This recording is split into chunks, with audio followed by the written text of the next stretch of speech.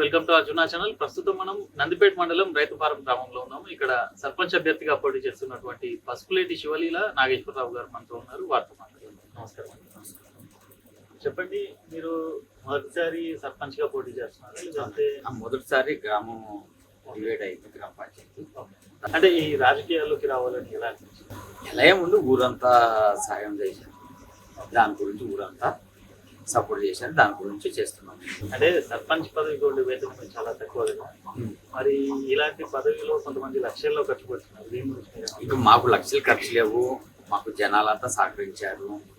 దాని గురించి మనం కూడా చేయదలుచుకున్నాము. ఊరు కొద్దిగా చిన్న చిన్న వర్కులు ఉన్నాయి, సాధ్యమైన వరకు చేద్దాము, చెయ్యాలని దీంట్లోకి వచ్చాము మేము. గతంలో చూసుకున్నట్టయితే తాజా మాజీ సర్పంచ్లకి ప్రభుత్వం నుంచి అందాల్సిన నిధులు రాక చాలా మంది అప్లపలేమనుకున్నారు. మరి మీరేమంటారు? అయ్యారు 5 వరకు, ఇంకా మనం కూడా సాధ్యమైన వరకు చేద్దాము అని తిప్పలు పడుతున్నాము. అది ఊరంతా సహకరించారు, మనం కూడా దాని గురించి మనకు చేతనైన వరకు మనం చేద్దాం అనుకుని దిగాం దీంట్లోకి. ఇప్పటి వరకు మీరు మీ గ్రామంలో గమనించినటువంటి సమస్యలు? ఇవి చిన్న చిన్న సమస్యలు ఉన్నాయి. చిన్న గ్రామం, పెద్ద గ్రామం ఏం గొడవ కాదు, ఇది చిన్నది. ప్రభుత్వం నుంచి కూడా సహకారం అందిద్దాన్ని కోరుకుంటున్నాము. దానివల్ల ఏమైనా సాధ్యమైన వరకు చేస్తాము.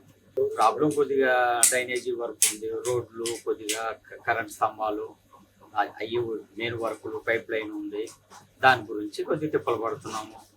అది ఇంతకు ముందు చేసిన వాళ్ళు కూడా సాధ్యమైన వరకు చేశారు, కాలేదు ఇంకా వర్కులు. ప్రభుత్వం నుంచి పెద్ద సహకారం అందలేదు. దానివల్ల ఇప్పుడు కొద్దిగా పెండింగ్ పడ్డ వర్కులు ఏమన్నా తిప్పలు పడి చేసుకుందామని అనుకుంటున్నాము.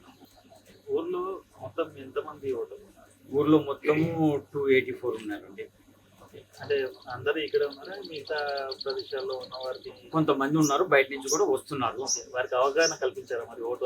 అవును చెప్పాము, ఫోన్లు చేశాము, ఫోన్ ద్వారా కూడా వస్తున్నారు. వచ్చే అవకాశం ఉంది, 99% అందరూ వచ్చే అవకాశం ఉంది. దాని గురించి చేశాము, వరకు చేశాము.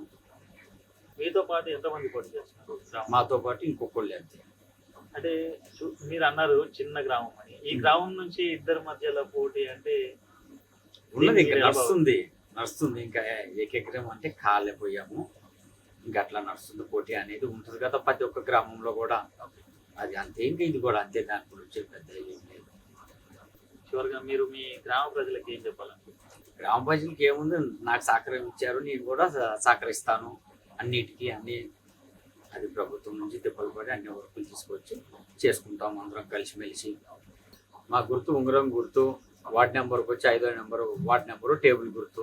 భారీ మెజార్టీతో గెలిపేయాలని కోరుకుంటున్నాం ప్రజలందరూ.